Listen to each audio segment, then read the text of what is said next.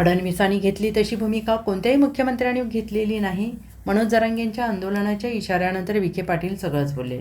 मराठा आरक्षण आंदोलनाचे नेते मनोज जरांगे पाटील यांनी 28 ऑगस्टपर्यंत प्रलंबित मागण्या पूर्ण न झाल्यास 29 ऑगस्टपासून पुन्हा आंदोलन करण्याचा इशारा दिलेला आहे.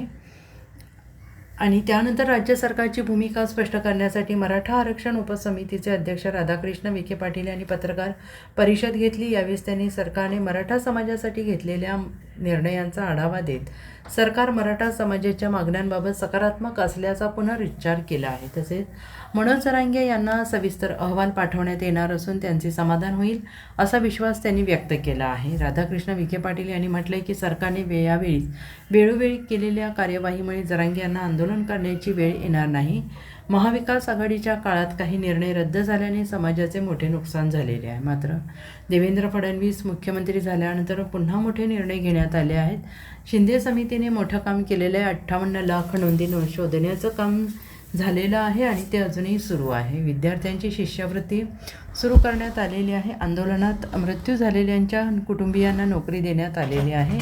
ज्या योजना बंद झाल्या होत्या त्या पूर्ववत करण्यात आलेल्या आहेत. ते वैधता प्रमाणपत्राची मुदत देखील वाढवून देण्यात आलेली आहे.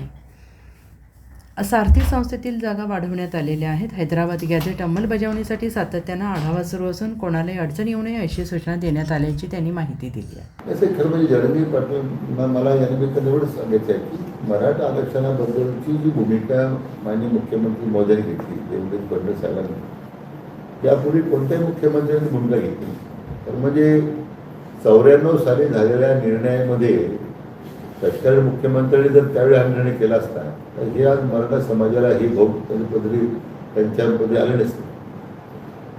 आणि म्हणून मला वाटतं की जो 14च्या नंतरचा इतिहास आपण पाहिला 58 वर्ष निघाले आणि आमच्या दुर्दैवानं मराठा समाजाची बरं मृत्युमुखी पडली तर त्यावेळी मग अतिशय पुढाकार घेऊन आयोगाची स्थापना करून आरक्षण टिकवलं. मला वाटतं ज्यांनी आरक्षण घालवलं त्याचा प्रायश्चित्त त्यांना मिळालेला आणि म्हणून सरकार अतिशय सकारात्मक आहे. मला वाटतं की त्यांनी व्यक्त केलेली भावना बरोबर आहे परंतु मी म्हटल्याप्रमाणे त्यांना तशा प्रकारची वेळ येणारच नाही याचा मला विश्वास आहे. सर जरांगे पाटील वेळोवेळी आंदोलन करतात, सरकार त्यांना शाश्वती देतं आणि आंदोलन सोडवलं जातं. मात्र परत काहीतरी नवीन विषय येतो आणि आंदोलनासाठी इशारा देतात. यातनं कुठेतरी सरकारला वेठीस धरलं जात आहे का आणि त्यात फडणवीसांना खास करून टार्गेट केलं जात आहे? नाही असं आहे की त्यांना त्यांच्या मनामध्ये काही त्यानिमित्तानं काही गैरसमज झाले असतील परंतु मी म्हटल्याप्रमाणे हे सगळे निर्णय हे फक्त माननीय मुख्यमंत्री देवेंद्र फडणवीस साहेबांच्या एक सकारात्मक भूमिकेतून यापूर्वी त्यांनी दिलेला न्याय आणि आतासुद्धा या त्यांच्या प्रश्नाकडे पाहताना त्यांनी घेतलेले निर्णय मला वाटतं कुठेही अशी विसंगती नाही. आणि मला वाटतं की माननीय फडणवीस साहेबांच्या संदर्भात त्यांच्यामध्ये असणारा जो गैरसमज आहे माझी त्यांच्यावर चर्चा झालेली आहे तो बऱ्यापैकी दूर झालेला आहे. तर म्हणजे त्यांना माझी विनंती करायची की ज्यांनी आपल्याला दिलं आहे मान्य केलं आहे त्यांच्याबद्दल तर आपण नेहमीच त्यांच्याबद्दल आपण सकारात्मकच बोललं पाहिजे.